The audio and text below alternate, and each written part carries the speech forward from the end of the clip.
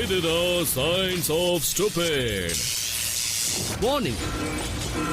இந்த ஷோவை தயாரிக்கிறதுல நிறைய ஸ்டூபிட்ஸ், அதாவது சோ கால்டு சயின்டிஸ்ட் நிறைய காயப்பட்டிருக்காங்க. நீங்க இவங்களோட வேலைகளை பார்த்து காப்பி பண்ணாதீங்க. நாங்க சொல்ல போற சயின்ஸ்ல மட்டும் கவனம் செலுத்துங்க. இன்னைக்கு எபிசோட்ல கோஎஃபிஷியன்ட் ஆஃப் ஃபிரிக்ஷன் காரணமா சரிவுல இருந்து விழறத பார்க்க போறோம். அப்புறம் குழியில விழறதையும் பார்க்க போறோம். ஸ்டூபிட்ஸ் கராஜ்ல தானாவே மாட்டிக்கிறதையும் பார்க்க போறோம். ஆனா அது எல்லாத்துக்கும் முன்னாடி இப்போ இத பாருங்க.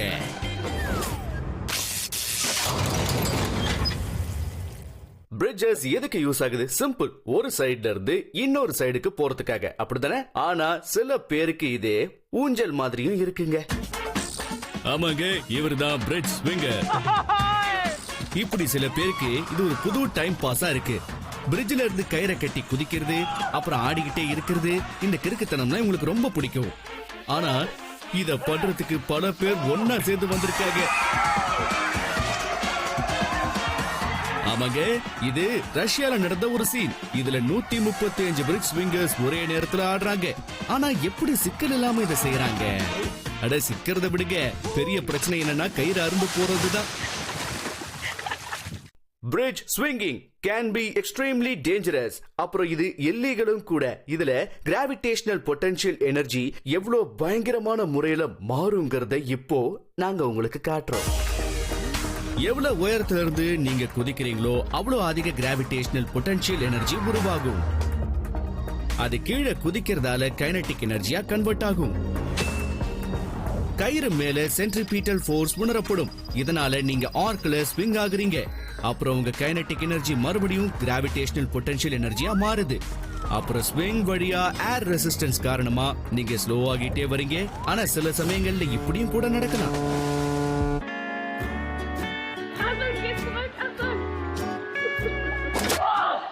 என்ன புரிஞ்சிருச்சா? பாதியில இருந்து கயிறை புடிச்சுக்கிட்டு லான்ச் ஆனதால இந்த நீல டிராயர் போட்டுக்கிட்டு இருக்கிற ஸ்டூபிடால அதிக கிராவிடேஷனல் பொட்டன்ஷியல் எனர்ஜியை கைனடிக் எனர்ஜியா மாத்த முடியல. சரி, நீங்க பிரிட்ஜுக்கு இன்னும் மேல இருந்து ஜம்ப் பண்ணீங்கன்னா அப்போ ஆமாங்க, இப்படிதான் போய் மோதிக்க வேண்டியிருக்கும். ஏர் ரெசிஸ்டன்ஸை தடுக்கிறதுக்கு முன்னாடி உங்களை பிரிட்ஜே தடுத்து அடிச்சு தூக்கி வீசிடும். இங்க இன்னொருத்தரும் ட்ரை பண்றாரு, அதனால மாட்டிக்கிட்டாரு. ஆனா திரும்பவும் இடிபட்டுக்கிறாரு. அப்புறம் ஸ்விங்கரா மாறி தொங்குறாரு. ஆமாங்க, பெர்ஃபெக்ட் பெண்டுலம் மோஷன் கூட அதிக கிராவிடேஷனல் பொட்டன்ஷியல் எனர்ஜி கைனடிக்ல கன்வெர்ட் ஆகுது. அப்புறம் மறுபடியும் பேக். ஆனா எங்க சயின்டிபிக் டீமால இதுவரைக்கும் இதை புரிஞ்சுக்க முடியல. இவருக்கு என்னதான் வேணுமா? நீங்க என்ன வேணாலும் சொல்லுங்க. பிரிட்ஜ் ஸ்விங்ஸ் ரொம்ப ஆபத்தானது தம்பி. சயின்ஸை எவ்வளவுதான் கத்துக்கிட்டாலும் தண்ணிக்குள்ள எங்கேயாவது ஒரு இடத்துல ஆபத்து ஒளிஞ்சுகிட்டு இருக்கும். அடடா, இது முதலையாச்சப்பா.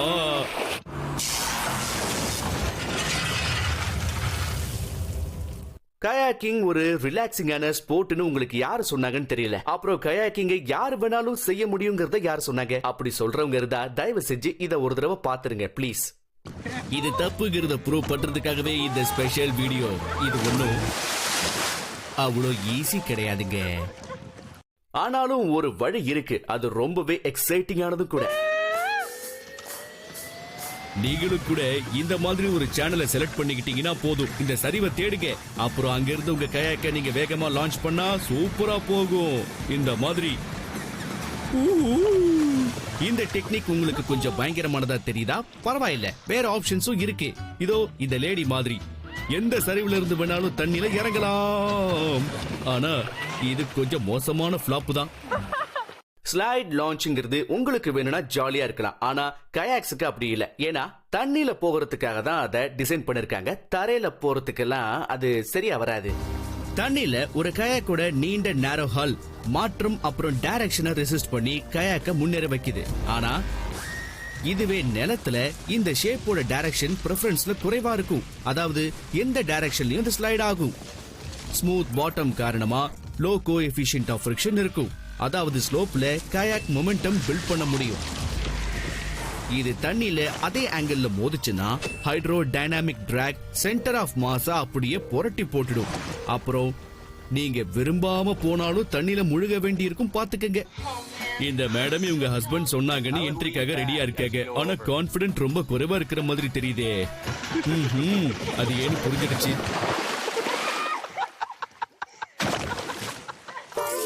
வெல் மேடம் பின்னால குனிஞ்சுகிட்டு இருந்தாங்க. சென்டர் ஆஃப் மாஸ் லோவா ஸ்டேபிளா இருந்துச்சு. ஆனா காயாக் ஒரு பக்கமா சாஞ்ச உடனே மொமெண்டமும் டிராகும் மேடம் வேற பக்கமா புரட்டி போட்டுடுச்சு.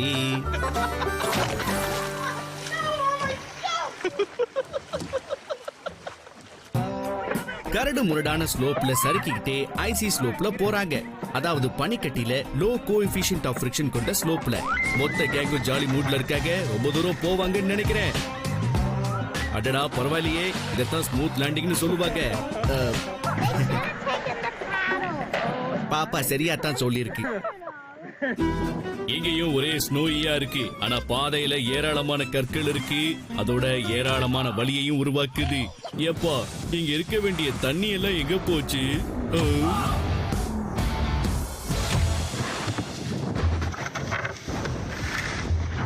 சில எக்ஸ்பெரிமெண்டர்ஸ் கணுவை கூட எடுத்துட்டு வந்திருக்காங்க. இங்க கோஎஃபிஷியன்ட் ஆஃப் ஃபிரிக்ஷன் லோவா தான் இருக்கு. கூடவே இது தம்பியும் டைரக்ஷன்லெஸ்ஸாவும் இருக்காரு. அட தம்பி, உன்னோட கணு ரயில் வண்டிக்கு பிரேக்கப் போடுப்பா, இல்லன்னா நடக்க கூடாதது நடந்துற போகுது. ஆஹா நடந்துருச்சே, கவலைப்படாதீங்க. இதுல இருந்த பயணிகள் யாருக்கும் எதுவும் ஆகல, பொழைச்சுக்கிட்டாங்க. நண்பர்களே, உலகம் முழுக்க நிறைய பேர் டிராம்போலின்ஸ்ல பெரிய கலகம் பண்றாங்க. அவங்க எல்லாரும் ரெபல் ஆயிட்டாங்க. பாருங்க, நமக்கு சில ஃபுட்டேஜ் கிடைச்சிருக்கு. இந்த டிராம்போலின் இந்த நான் சயின்டிபிக் ஸ்டூபிட் ஃபேமிலில மாட்டிக்கிட்டு கஷ்டப்படுது. அப்புறம் இந்த ஃபேமிலி விலங்குகள் இதுல குதிக்கிறத சுத்தமா விரும்பல. அப்புறம் இந்த டிராம்போலின் இந்த வீடே எனக்கு வேண்டான்னு சொல்லி பறந்து போகுது பாருங்க. குட்டி பாப்பா, ஒரு டிராம்போலின் ரயில் வண்டி இல்லமா ஏரோப்ளேனா மாறி போச்சு. டாட்டா சொல்லிக்க போ. பெரிய டிராம்போலின்ஸ் வேணா ஓடி போயிருக்கலாம், அது தப்பா இருக்கலாம். ஆனா சின்னது இருக்கு பாத்தீங்களா, டியூட்டியை கரெக்டா பாக்குதுங்க. ஆமாங்க, மினி டிராம்போலின் இன்னமும் விசுவாசமா தான் இருக்கு. அப்புறம் ட்ரிக் செய்யக்கூடிய நண்பனாவும் இருக்கு. இது எல்லா ஏஜுக்கும் ஏத்ததுதான். ஆனா இவன் அண்டர் ஏஜ் குழந்தையாச்சே, தூக்கி விடுங்க பாவனை. இதுல எல்லாத்துக்கும் முன்னாடி ஹாரிசான்டல் வெலாசிட்டியை தான் பில்ட் பண்ணிக்கணும். அப்புறம் நீங்க டிராம்போலினோட சென்டரை ஹிட் பண்றப்போ அது ஸ்ட்ரெச் ஆகி கைனடிக் எனர்ஜியை எலாஸ்டிக் பொட்டன்ஷியல் எனர்ஜியா கன்வெர்ட் பண்ணுது. அது மறுபடியும் கைனடிக் எனர்ஜியா கன்வெர்ட் ஆகுது. அதோட டிராம்போலின் திரும்ப ஷேப்புக்கு வந்துடும். அதனால உங்களுக்கு காத்துல ஃபிளிப் பண்ண முடியற அளவுக்கு வெர்டிகல் வெலாசிட்டியும் கிடைக்கும். நல்ல அருமையான ஹாரிசான்டல் வெலாசிட்டி உருவானா வெர்டிகல் வெலாசிட்டியா அது கன்வெர்ட் ஆயிடும். அப்புறம் உங்களால இன்னொன்னு முடியும், forward flip, trampoline, slam dunk. எங்க பாத்தீங்களா, இது டிராம்போலின் சயின்டிஸ்டுகளோட திருவிழா. சின்னது அப்புறம் பெருசு ரெண்டு சைஸ்லயுமே டிராம்போலின் இருக்கு. ஆனா இங்க ஒரு டிராம்போலின் டாக்டர் கூட இருக்கிறதா கேள்விப்பட்டோம். ஆமாங்க, இவரு இப்பதான் டர்ப்ஸ். Wow, டர்ப்ஸ் very குட்மா. இதோ வந்துட்டாரு டாக்டருடைய கம்பவுண்டர். ஹலோ பாஸ், டர்ப்ஸ் தான் ஃபிளிப் பண்ற வாய்ப்பு கிடைக்கணும்னு தான் ஹாரிசான்டல் வெலாசிட்டியை ரொம்ப அதிகமா வெர்டிகல் வெலாசிட்டியா கன்வெர்ட் பண்ணிட்டாரு. அதனால உன் மனச தொட்டு சொல்லு, டாக்டர் உண்மையிலே சீட்டிங் பண்ணாம தான் பண்ணாரா? கைத்தட்டி பாராட்டுறதெல்லாம் ஓவர்ல. ஆனா கம்பவுண்டர் மட்டும் ஒண்ணுமே செய்யலையே, நிறைய வேடிக்கை காட்டினாரு. அதுக்காக தான் கை தட்டுறாங்க.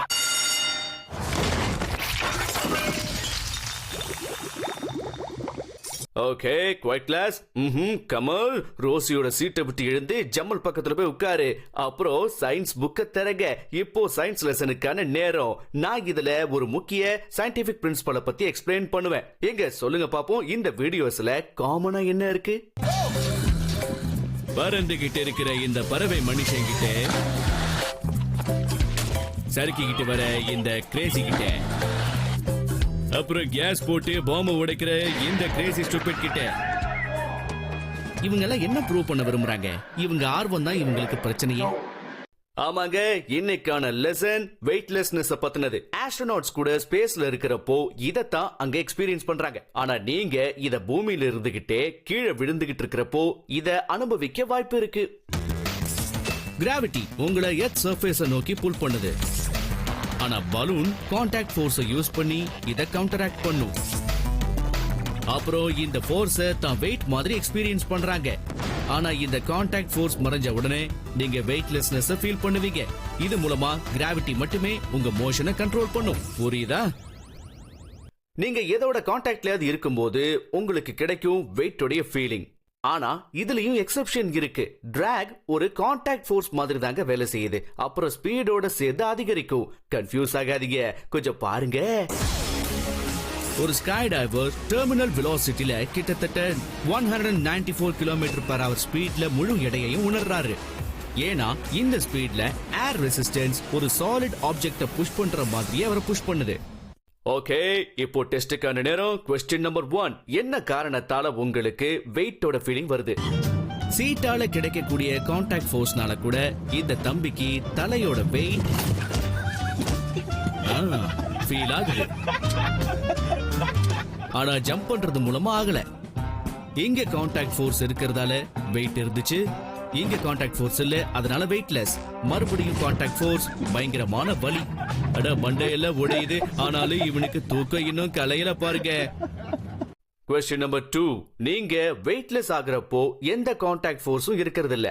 ஆனா ஒரு நான் கான்டாக்ட் ஃபோர்ஸ் உங்க ட்ராஜெக்டரியை கண்ட்ரோல் பண்ணுது. அது என்னது?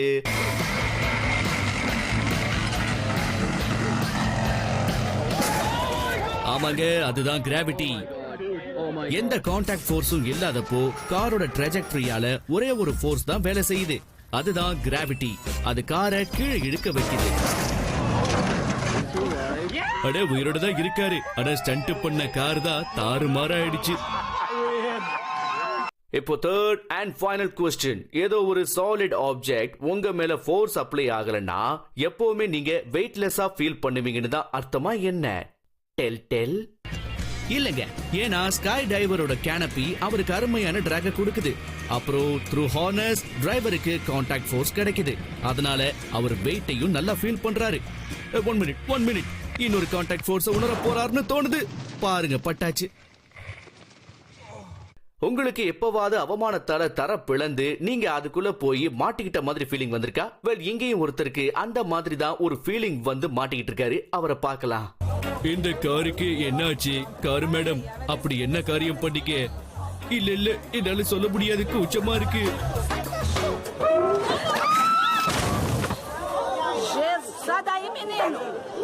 இந்த கார் ஒரு சிங்க் ஹோல்ல போய் மாட்டிக்கிட்டு இருக்கு. சில சிங்க் ஹோல் எந்த அளவுக்கு பெருசுன்னா கிட்டத்தட்ட 3 ஸ்டோரி பில்டிங் அளவுக்கு பெருசா இருக்கும். இது உருவாக ஒரு குறிப்பிட்ட வகையான டெரெயின் தான் காரணமா இருக்கு. உள்ளுக்குள்ள சால்யூபிள் பெட்ராக்கோட லேயர்ஸ் இருக்கிற லேண்ட் தான் இந்த பிரச்சனையை உருவாக்குது. இது பெட்ராக் சப்டெரேனியன் வாட்டர்னால டிசால்வ் ஆகுது. இதனால அன்டிசால்வ்டு சாயில் இல்லனா ராக்கோட ஒரு டெலிகேட் லேயர் குழிக்கு மேல உருவாகுது. சோ நகரங்கள்ல இந்த அடுக்கு கான்கிரீட் மாதிரி ரிஜிட் மேன்மேட் மெட்டீரியலா இருக்கும். அதோட வெயிட் இல்லனா வேற ஒரு பொருளோட வெயிட் அடுக்கோட டென்சைல் ஸ்ட்ரென்த்தை எக்ஸீட் பண்ணாத வரையில தான் அது அதோடய தங்கி இருக்கும். எல்லாத்தையும் விட பெரிய சிங்க்-ஹோல் ரெக்கார்ட் சைனா கிட்ட தான் இருக்கு. இதோட பாட்டம் பாத்தீங்கன்னா ஏறக்குறைய 2000 ஃபீட் ஆழம். சிம்பிளா சொல்லணும்னா இதுல கிட்டத்தட்ட 8 குதுப்புனார உள்ள வைக்க முடியும். அப்படின்னா எந்த அளவுக்கு ஆழம்னு பாருங்க. ஆனா புளோரிடால இந்த சிங்க்-ஹோல்ல வெறும் இந்த வீட்டோட லிவிங் ரூம் மட்டும் தான் போயிருக்கு. ஒரு விஷயம் தெரியுமா? யூஎஸ்ல இருக்கிற 20% டெரெயின் கேஸ்ட் டெரெயின் தான். அப்புறம் என்ன, இப்படிதான் நடந்துகிட்டு இருக்கும். நான் வீட்டுக்கு வந்துகிட்டு இருக்கேன், சமோசா வாங்கி அப்புறம் சட்னியா? கடவுளே, இவங்க சமோசா பிளான் பண்ணலனா கூட இதுக்குள்ள விழுந்திருப்பாங்க, அதுவும் சட்னியோட. சைனால நடந்த இந்த சம்பவத்துல இந்த பொண்ணு 90 அடி ஆழ சிங்க் ஹோல்ல விழுந்துட்டாங்க. ஆனா ரெஸ்கியூ டீமோட உழைப்பு பலன் கொடுத்திருக்கு. எனக்கு சமோசா வேணும் ப்ளீஸ், சட்னியோட தாங்க. ரோட்ஸ் எல்லாம் பொதுவா ஆஸ்பால்ட் அல்லது கான்கிரீட் மாதிரி லோ டென்சைல் ஸ்ட்ரென்த் மெட்டீரியல்னால போடப்படுது. அதனால சின்ன ஃபோர்ஸாலேயே விஷயம் ரொம்ப சீரியஸ் ஆயிடும். அதுக்கு ஒரு எக்ஸாம்பிள் தான் இது. பாத்தீங்களா, சொன்ன மாதிரியே நடந்துருச்சு. Ladies and gentlemen, sinkhole கிட்ட எப்பவுமே ஜாக்கிரதையா இருக்கணும். இது கொடுக்கிற சர்ப்ரைஸால சாதாரண மக்கள் அசாதாரணமா போய் விடுறாங்க. ஐ ஜாலி.